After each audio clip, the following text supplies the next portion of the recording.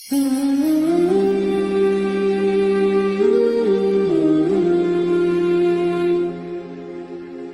ابو ذر غفاری رضی اللہ تعالیٰ عنہ اپنے خادم سے کہنے لگے کہ مجھے پتہ چلا ہے یہاں فلاں جگہ کچھ غریب لوگ آئے ہیں، تو اس طرح کرنا، جو اچھا اونٹ ہے نا میرے اونٹوں میں سے اچھا اونٹ،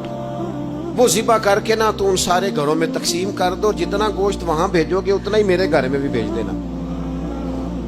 آپ کا وہ خادم کہتا ہے میں نے اپنی سمجھ کے مطابق اچھا اونٹ ذبح کر کے گوشت بنا کے میں نے بانٹا، اور میں نے اس طرح کیا کہ وہ حضرت ابو ذر غفاری کے گھر بھی اتنا ہی گوشت بھیجا جتنا تمام غربا کے ہاں میں نے بانٹا تھا۔ شام کو جناب ابو ذر غفاری اپنے اونٹوں کے باڑے میں آئے جہاں باندھا کرتے تھے اپنی حویلی میں، تو آ کے دیکھا کہ وہ سرخ بہترین اونٹ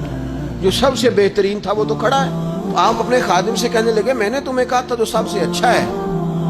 اس کو ذبح کرنا، تو وہ کہنے لگا حضور وہ باقیوں میں سے سب سے اچھا تھا، اس سے ہی تھوڑا سا کمزور تھا، اور یہ تو آپ کی سواری کے لیے ہے نا، یہ تو آپ کے کام آتا ہے، اس پہ تو آپ سفر کرتے، اس لیے میں نے اسے چھوڑ دیا، اور اس کے بعد جو سب سے اچھا تھا وہ میں نے ذبح کر دیا۔ حضرت ابو ذر غفاری فرمانے لگے تو شاید سمجھا نہیں، میں اسے بھی سواری کے لیے رکھنا چاہتا تھا پر اپنی آخرت کی سواری کے لیے۔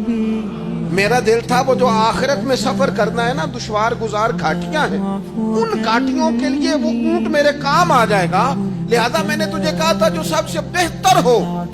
وہ دے دینا، تاکہ ذرا میری آخرت کی سواری بن جائے، تاکہ میں ذخیرہ کر لوں۔